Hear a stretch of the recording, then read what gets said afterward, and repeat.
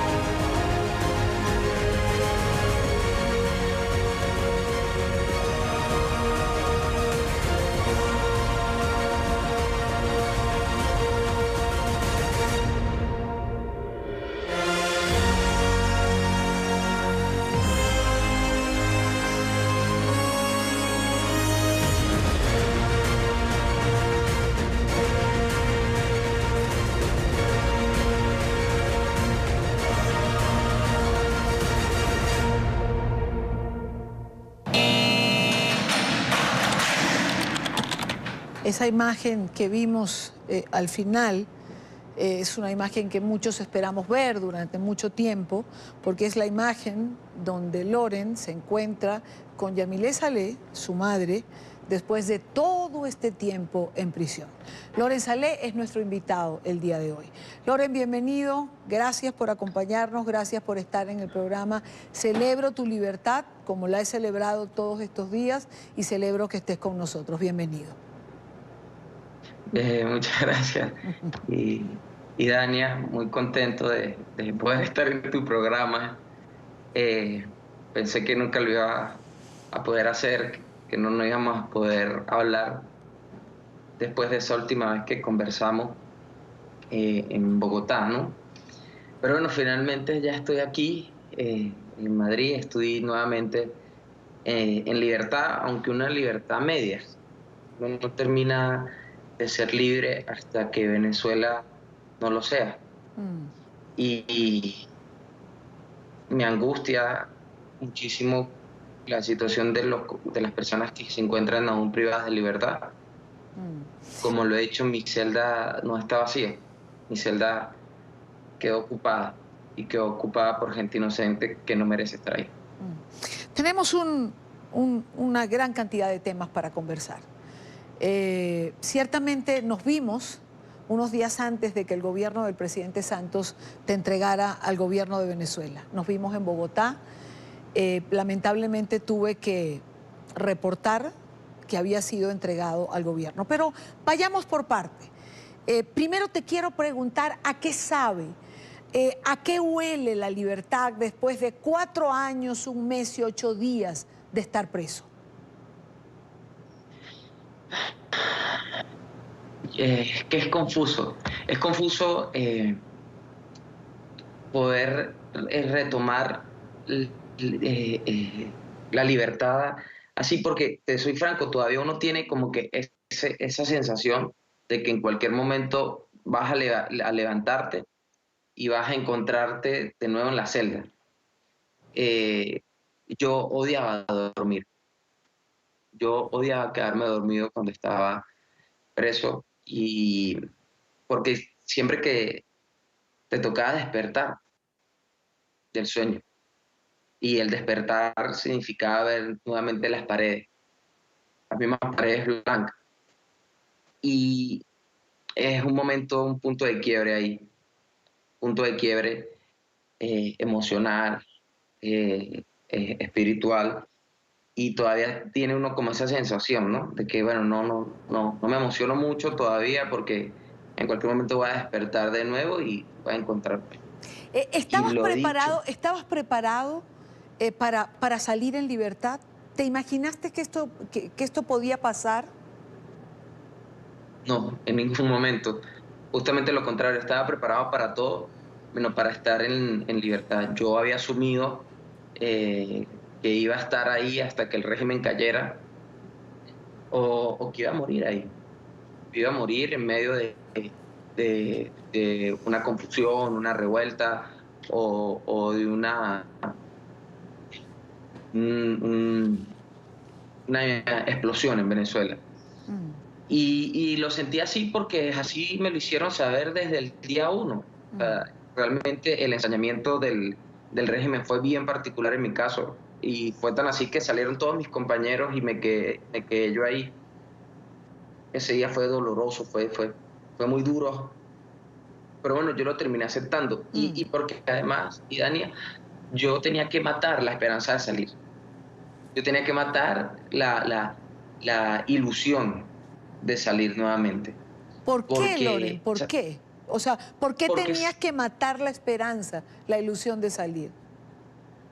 porque era muy doloroso. Yo viví varios procesos de liberaciones de presos políticos que además fueron crueles.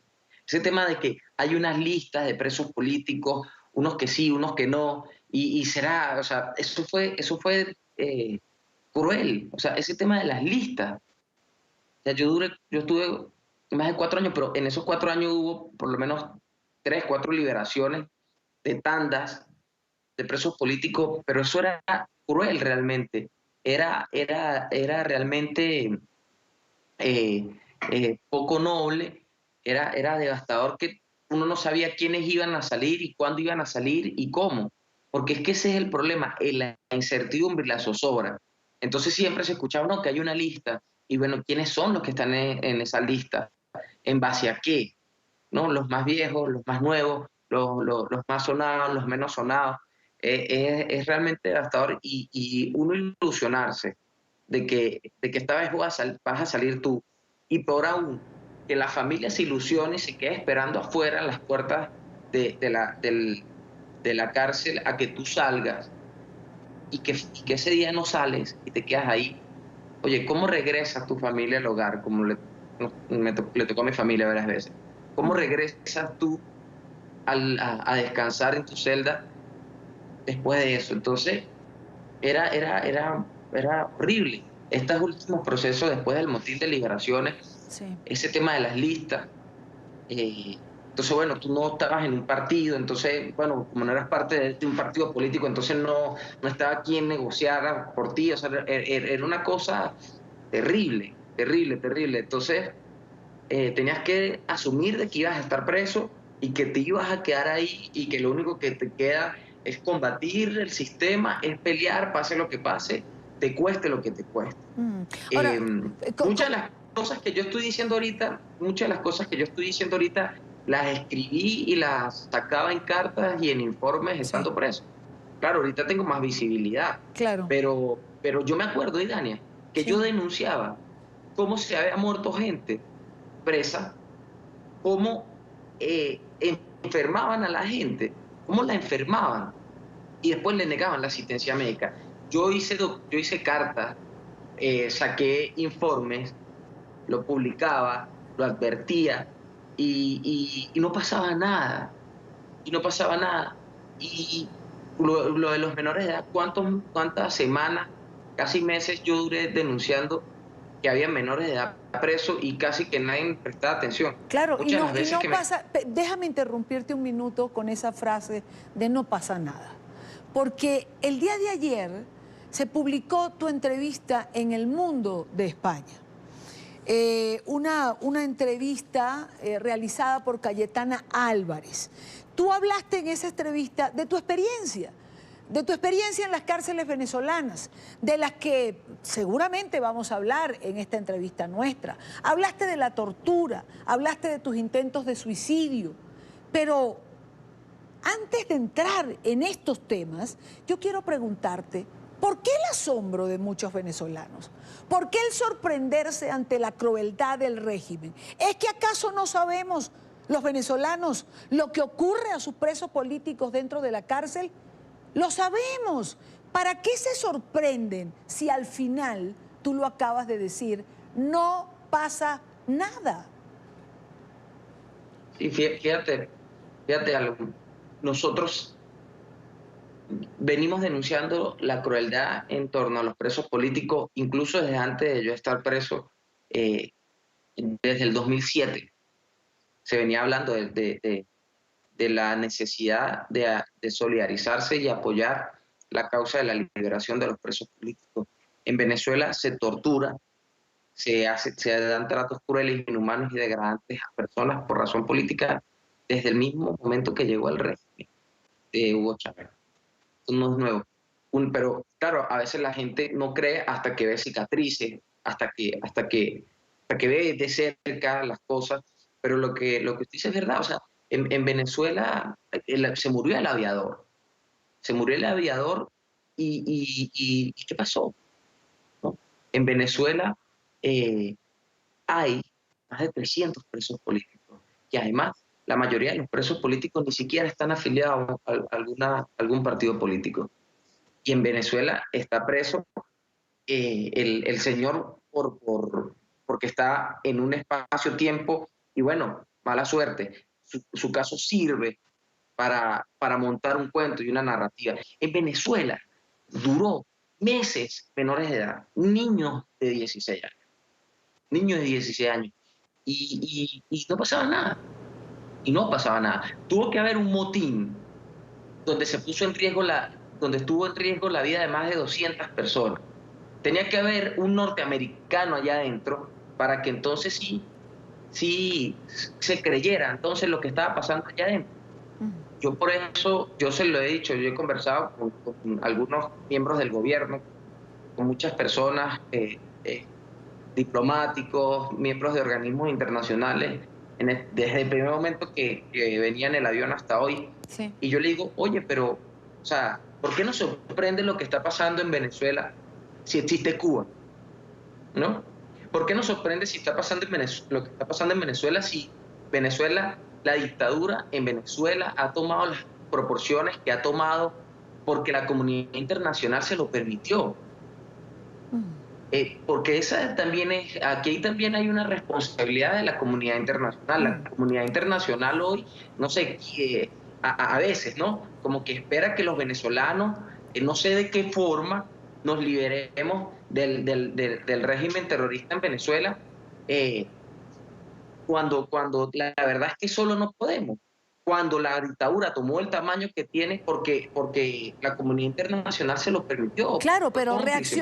reaccionó tarde la comunidad internacional en relación a Venezuela. Es decir, la posición frontal que hoy asumen muchos gobiernos, que tiene la OEA, que tiene la Comisión de Derechos Humanos de la ONU. Es decir, llegó tarde, para muchos ha llegado tarde.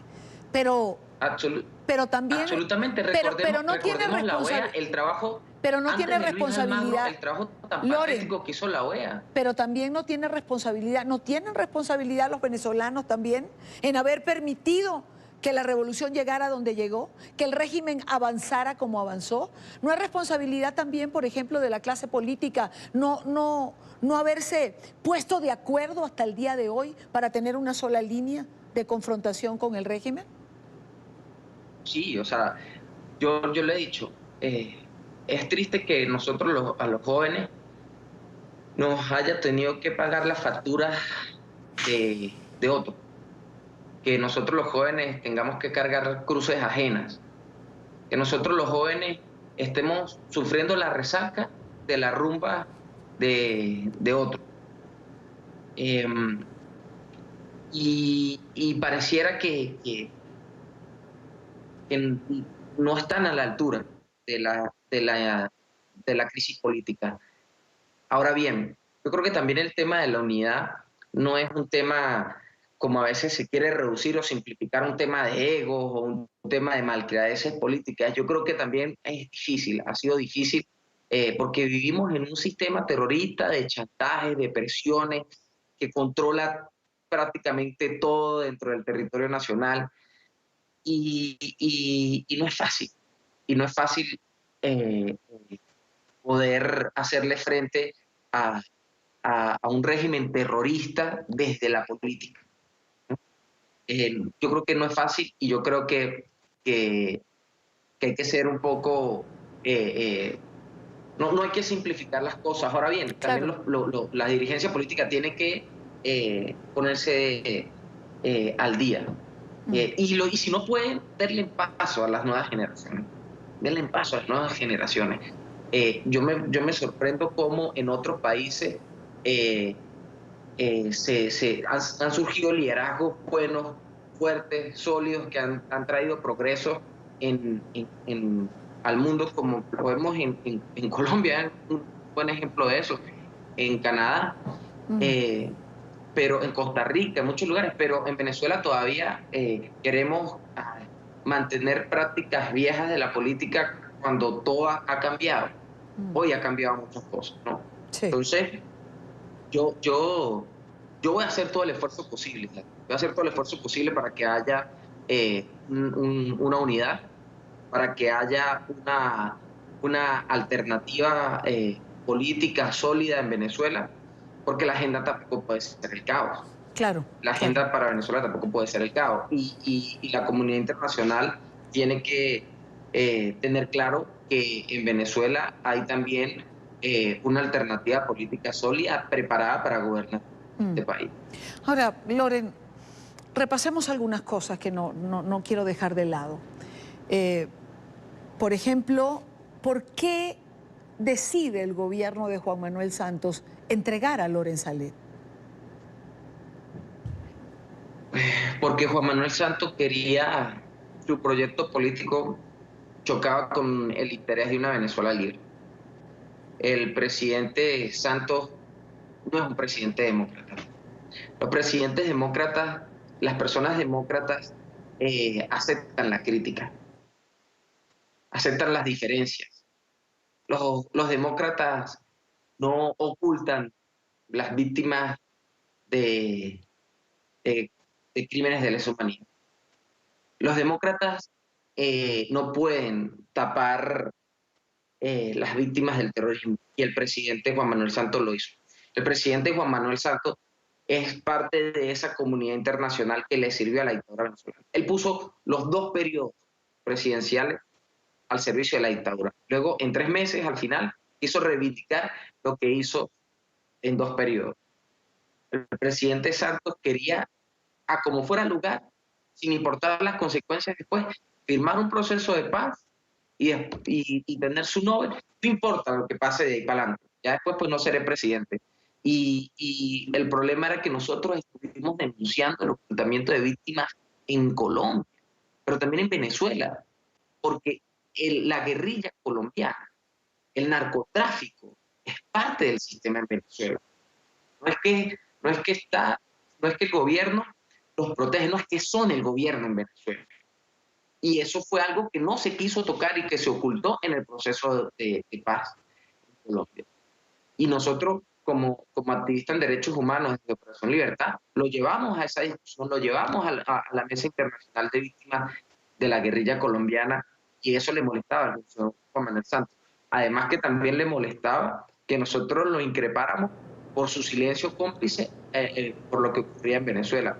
Y el presidente Santos y el señor Nicolás Maduro estaban asociados y querían tener todo tranquilo mientras él firmaba el proceso de paz.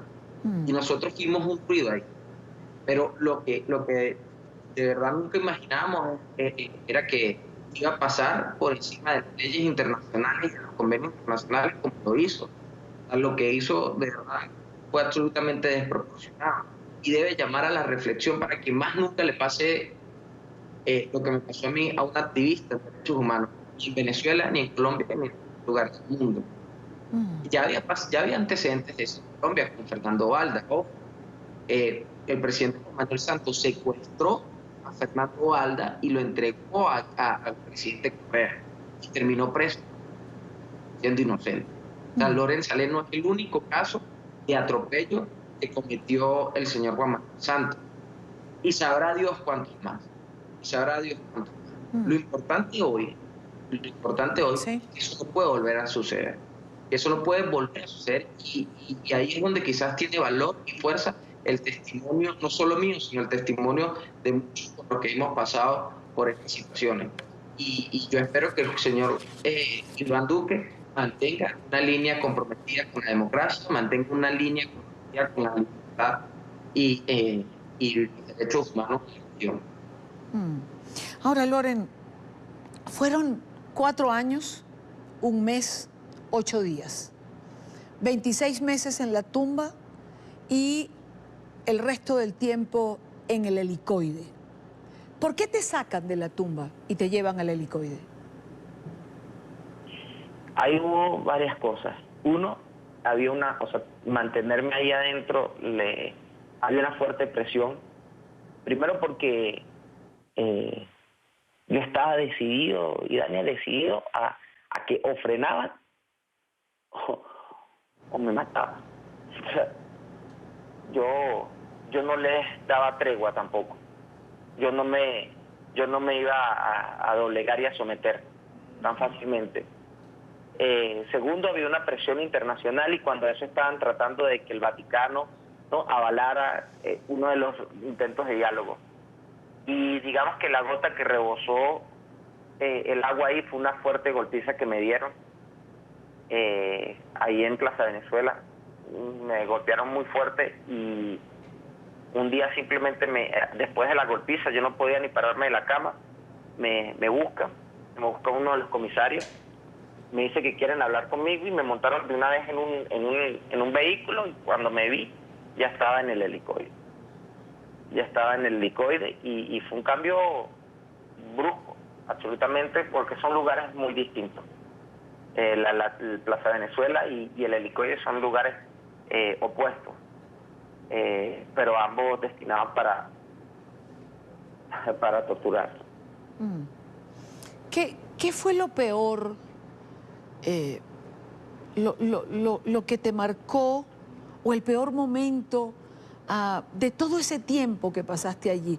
Que es increíble preguntarte cuál fue el peor, porque en las condiciones que estuviste durante 4 años, 1 mes y tantos días, me imagino que no fue un momento, que fueron varios, pero ¿alguno te marcó en particular?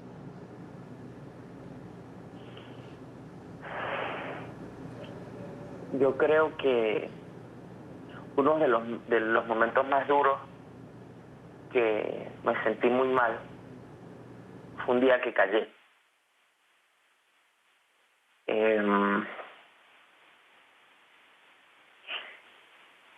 Yo soy activista en derechos humanos. Yo creo en esa labor. Me he consagrado a ello.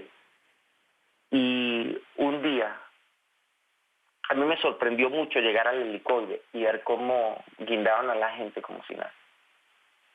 La guindaban en los pasillos. La guindaban. ¿Por los brazos? La guindaban. Sí, la esposaban. Y que muchos callaban, o casi todos callaban. A mí me parecía tan incomprensible que torturaran a alguien y golpearan a alguien en un pasillo y que escucharan lo que sucedía y la gente pudiera seguir como si nada ahí en su celda. Que había un lugar que le llamaban El Bañito, donde el Bañito es un lugar emblemático en el helicoide donde encierran a la gente. Es como un baño de cerámica pequeño donde solamente entra oxígeno por una ranura así finitica de la puerta. Imagínate ahí que metan a 10, 15, 20 personas que se está a punto de asfixiarse y que la sacaban. ¿Sabes por qué llegaban a sacar a la gente a golpear? Porque los funcionarios se caían a licor. Y era un deporte para los funcionarios sacar en la madrugada, ven ahí, y golpear esa puerta y sacarlos y golpearlos en el pasillo. Ni siquiera para sacar información, ni siquiera por una razón política. No, lo llegaban a hacer por deporte. Por deporte. Y a mí eso me parecía difícil de digerir. Hasta que un día estaba recién llegado me desperté escuchando el llanto de un hombre. Y pidiendo clemencia. Yo no sé si era un preso común, yo no sé por qué estaba ahí. Lo que sé es que no se merecía lo que le estaban haciendo. Y se escuchaba, ¿sabes? Ese llanto de la persona por todo el pasillo. Se escuchaba ese llanto de todas las personas por el pasillo. Y el clamar, ¿no? Basta, por favor, no me hagas eso. Y el golpe y la risa seguida de la persona. Y yo empiezo a llamar, ¿no? Yo me paro y me acerco a la reja y empiezo a llamar al funcionario, y el funcionario llega. Yo lo escribo, o sea, y ver la gota del funcionario, la agitación y una sonrisa, y preguntarme con amabilidad que cómo estoy, que necesito. Cuando hace unos segundos estaba golpeando a alguien, y ese alguien estaba llorando arrodillado. A mí me impactó tanto eso que no supe qué decir. No supe qué decir. Me quedé callado.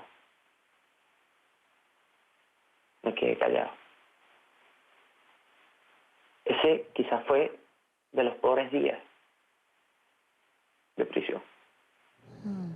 Hubiese preferido 1000 veces que me hubiese golpeado. Después me sentí tan mal, me sentí tan cobarde, Dani. Y a mí no me da pena decirlo. Sí, ya callé. Y era lo que pasa en Venezuela. Es el silencio frente a lo injusto. Es la comodidad frente a lo justo. Entonces, no aguanté. Esa noche me puse muy mal, exploté, me tuvieron que dar calmantes y todo. Y muchos de mis problemas, o casi todos mis problemas, eran porque protestaba por eso. Claro. Por eso es que dicen que actitudes violentas, sí, y Dania, sí. Y golpeé muchísimas veces la reja de mi celda. Le caía patadas innumerables veces. Y enfrenté a muchos funcionarios muchas veces. Porque el problema no es que ellos se acostumbran a golpearte, es que tú te acostumbras a que te golpeen. El problema no es que la dictadura se acostumbró a someter a un pueblo, el problema es que el pueblo se acostumbró a estar sometido. El problema no es que la dictadura pone al pueblo a pasar hambre, es que el pueblo se acostumbró a pasar hambre, como se acostumbró a las colas, como que se acostumbró a los apagones, como se acostumbró a mendigar por todo. El problema es que nos acostumbramos porque somos unos animales absolutamente domésticos y se nos olvida la fuerza que tenemos el día del motín. Y Dania, reventamos los candados y las rejas con las manos. Con las manos. No necesitamos más nada. Los candados y las rejas las volamos con las manos. Ese día entendimos, vimos la fuerza de un hombre, la capacidad de un hombre de enfrentar los barrotes y el concreto del sistema. Nosotros como pueblo subestimamos nuestra fuerza y nuestra capacidad. Se nos olvida el poder de la voluntad de ser libres. Y yo creo que lo que sucede con nuestros dirigentes políticos, yo no lo voy aquí a fustigarlos y a criticarlos y a arremeter contra ellos. No, porque tampoco ha sido fácil para ellos esto. Lo que yo creo que es que sin querer se han subestimado sus capacidades. Hay un pueblo que los ha acompañado y ellos no pueden olvidar eso. No es justo que tengan a Leopoldo como lo tienen, no es justo que tengan a María Corina como la tienen, no es justo que esté Requesén como está. No Ahora, es justo porque tú y yo sabemos que no son personas que creen, que son personas que creen profundamente en la democracia. pero ¿cómo? No es justo eso que está pasando. Claro que no es justo, pero ¿cómo romper esa costumbre a la que te refieres, Loren? O sea, ¿cómo romper la costumbre que parece haberse instalado en el pueblo venezolano? Y eso que tú dices de que no es que te golpeen, sino acostumbrarse a ser golpeado. No es que te opriman, es que se acostumbre el pueblo a ser oprimido. ¿Cómo enseñarle que tiene la fuerza de cambiar las cosas si esa fuese la decisión? ¿Cómo recordarle que hay un camino que conduce a la libertad y a la democracia? Yo creo que los liderazgos en Venezuela tienen que inspirar. Hay que inspirarse. Hay que inspirarse y entender de que esto no es fácil. A mí no me gusta decirle a la gente que ya estamos cerca o que estamos a punto. No, porque es que además no tiene por qué ser así fácil. Requiere sacrificio, determinación. O sea, si nuestro objetivo es ser libre, es luchar hasta el final. Y no de manera intermitente, sino continuar. Si mi mamá no hubiese tenido la determinación de sacarme de ese lugar, y su lucha hubiese sido intermitente, yo no estuviera aquí. Loren, te interrumpo porque quisiera tener todo el tiempo del mundo, pero sabes que en televisión los minutos corren. Y hay algo que te quiero preguntar, porque 4 años es mucho tiempo. 4 años es una eternidad, sobre todo cuando se está preso. Entraste a los 26 años, saliste a los 30. ¿Qué te quedó de ese tiempo? ¿Con qué saliste?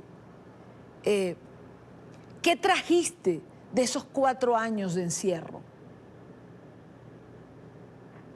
Yo viví esos 4 años. Lo viví intensamente. Yo no tengo que salir a cobrarle nada a nadie. Las cicatrices que tengo en mi cuerpo y en mi corazón no me las quita nadie ni nadie. No me las van a quitar nunca. Y me las quedo y las guardo. Y las valoro y las aprecio. Porque fueron 4 años de profundo aprendizaje. De valorar sobre todo las cosas más simples de la existencia humana. El valor de las cosas tan básicas, pero que llenan de contenido nuestras vidas. ¿Cuánto vale un beso de buenas noches? ¿Cuánto vale saber la hora? ¿Cuánto cuesta ver las estrellas por las noches? ¿Cuánto vale el silencio? ¿Cuánto cuesta poder ver los colores?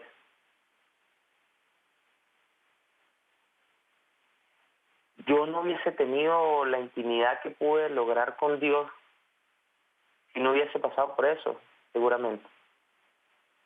Yo no me hubiese cuestionado tantas cosas, no hubiese buscado tantas respuestas si no hubiese tenido ese tiempo para meditar y reflexionar.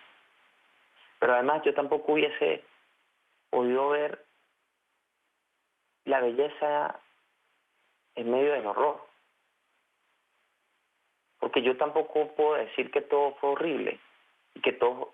Yo conocí funcionarios de calidad, Gary. Conocí hombres y mujeres en esas instituciones con corazones nobles. Conocí y entendí que la tortura es algo humano, que la solidaridad es algo genuino. Antes de salir, los últimos 2 o 3 meses cambiaron muchas cosas adentro de esa institución. Cambiaron para bien. Eso me hizo sentir a mí tranquilo. Fueron años. Las semanas se convirtieron en meses y los meses en años de lucha. Desde adentro, para cambiar el sistema. Y se logró, Vidani. Se logró cambiar muchas cosas. Perdiste en los 3 o 4 veces atentaste contra tu vida. ¿Por qué lo hiciste en ese momento? ¿Por desespero? ¿Porque realmente habías perdido la esperanza, la ilusión de salir? ¿O porque era tu manera de ser contestatario, de protesta allí? De desafío. De desafío al régimen. Y Dania, la intención es aplastarte, es reducirte en la mínima expresión, es someterte, es golpearte, es enflacarte, pero no asesinarte. Dejarte vivo. Quebrarte. Cual banda criminal cuando tiene un secuestrado. Lo tiene que poner a vivir lo peor, pero no lo puede matar. Así funcionan estos sistemas. Yo estando en la tumba, lo único que me quedaba, ¿qué me quedaba? ¿Con qué peleaba? Incomunicado. Y ellos no querían parar. Ya había pasado un año. Y seguían presionándome, seguían aplicando presión, seguían hostigándome después de un año. Yo no podía quedarme quieto. Para que delataras a otro. Yo no me iba a quedar quieto. Era lo que tenía, era mi única piedra, era mi único lápiz, lo único que me quedaba era mi propia vida. Y yo prefería atentar contra la mía que contra la de otro. Y si yo no podía dormir tranquilo, quienes estuvieran ahí tampoco lo iban a hacer. Tampoco. Y era la manera de ellos, de hacerlos llevar a ellos al punto de reflexión sobre lo que estaban haciendo. Era verlo a los ojos y mostrarle la determinación de no doblegarse. Porque lo que estaban haciendo estaba mal. Y llegó un punto donde ya ningún funcionario quería estar ahí. Porque sabía que estaba mal. Porque sabía que era incorrecto. Porque no quería asumir el costo si me pasaba algo ahí. Yo no podía simplemente entregarme a ello. La resistencia es resistiendo. Es resistiendo.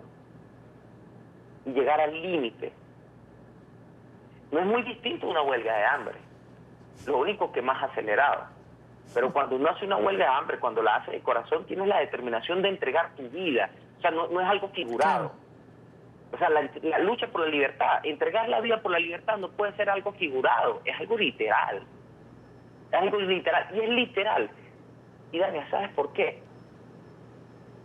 Porque no se puede vivir si no se es libre. Es demasiado miserable vivir sin libertad. Me quedo con esa frase, te interrumpo. No se puede vivir sin libertad, es demasiado miserable. Te interrumpo, debo ir a cumplir una pausa, regreso contigo, nos quedan unos minutos, y con tu mamá, a quien me gustaría saludar a tu lado, después de haberla tenido durante tanto tiempo al lado mío a lo largo de estos años, pidiendo tu libertad. Ya regreso con Lore Salé, ya venimos.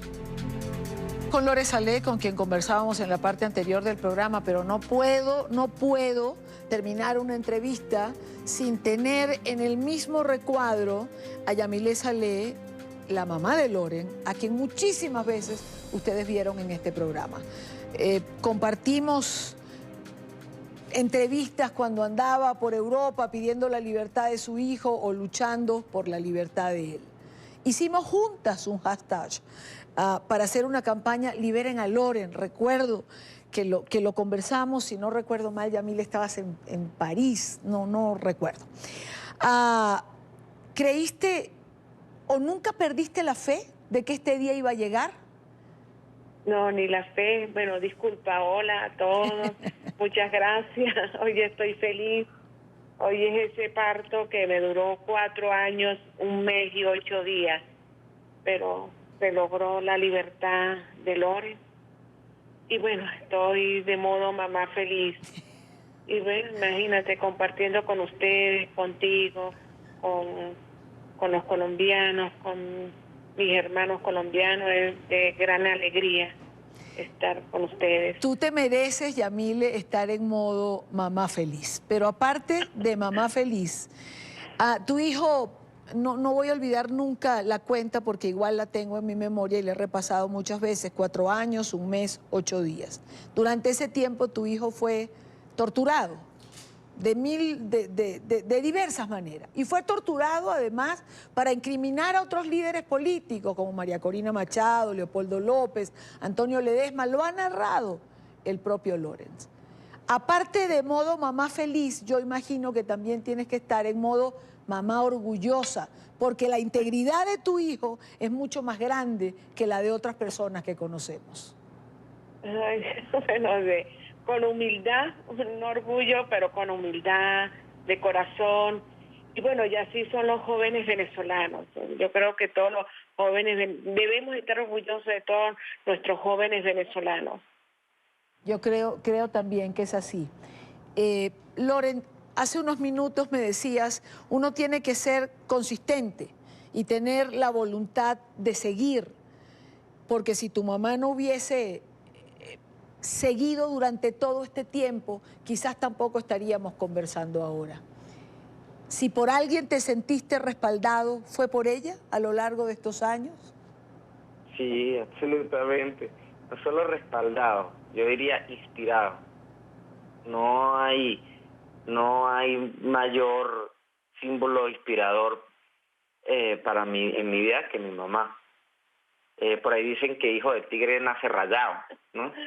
Yo me acuerdo, yo lo cuento mucho, mi mamá no, yo no sé por qué tú no cuentas la vez que, estando yo en Barinas, estaba protestando por la liberación de presos políticos en el estado de Barinas en el 2011, me dispararon y mi mamá se enteró por los medios de comunicación que me había disparado y se fue a rescatarme, a sacarme del país y terminó conmigo en una carpa amarrada al Palacio de Justicia de Barinas. Y después, bueno, ahí me golpearon, me sacaron y me dieron una golpiza tremenda, y mamá se montó, y dale, se montó en la tanqueta, se fue detrás, donde me llevaban inconsciente, se montó en la tanqueta y me tomó una foto en la tanqueta, terminó presa después conmigo, y en el Palacio de Justicia, después, la Defensoría del Pueblo, la Defensoría del Pueblo, era defensora Gabriela Ramírez, que ahora resulta que es un paladín de la democracia y los derechos humanos cuando fue cómplice de sendas torturas y sendas atrocidades. También en el Palacio de Justicia, en Barinas estuviste, en Caracas, ahí en la Torre Latino, en la Defensoría del Pueblo estuviste conmigo, en Anzoátegui estuviste conmigo, en el Zulia estuviste conmigo, o sea, desde años. Lo que pasa es que mi mamá, ella no habla de eso, pero mi mamá también es tremenda activista, me enseñó. Me metí en presa, en Venezuela, y hablo todo eso, me metí en presa. Y mi mamá siempre me decía, bueno, si tú no estás de acuerdo con algo, si te parece que es injusto, dilo, no te quedes callado. Yo parí un hombre. Bueno, yo no sé por qué se quejaba, ¿no? Yo creo que en ustedes cabe perfectamente esa frase que dice son tal para cual, de tal palo, tal astilla. Yo de verdad quiero terminar esta entrevista como comencé o como la comencé. Celebro tu libertad, celebro con tu mamá, celebramos en NTN 24 porque es un caso al que le hemos dedicado muchísimo tiempo, mucha solidaridad, mucho empeño, porque siempre nos pareció de las mayores injusticias que se cometieron en Venezuela. Les mando un gran abrazo, gracias a los dos por este tiempo, gracias por haber estado con nosotros. Gracias. Y Dania, gracias a ti, gracias a todo tu equipo, gracias a todo NTN 24. De verdad, esta libertad, el que yo pueda abrazar hoy a mi mamá y besarla, Ustedes tienen una gran participación y responsabilidad en eso. Ustedes denunciaron, ustedes visibilizaron lo que muchos querían ocultar. Lo que el Nobel quiso tapar, ustedes lo mostraron. Lo que mucha gente quiso ocultar, ustedes lo denunciaron. Así que gracias. Yo estoy de verdad agradecido porque, cierto, o sea, NTN 24 y tú, tu equipo, todos tus compañeros estuvieron ahí apoyando a mi mamá, apoyando la causa de los presos políticos en Venezuela, y eso tiene un valor importante. La prensa libre, el derecho a la información es un valor sagrado que debemos cuidar, y por eso ustedes también son héroes.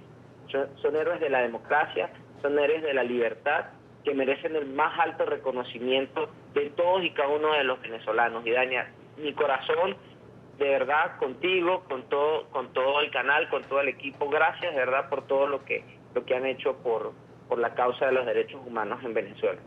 Gracias, Loren. Gracias, Yamilé. Les mando un abrazo, Dios los bendiga y seguramente tendremos otra oportunidad para hablar. Chaito.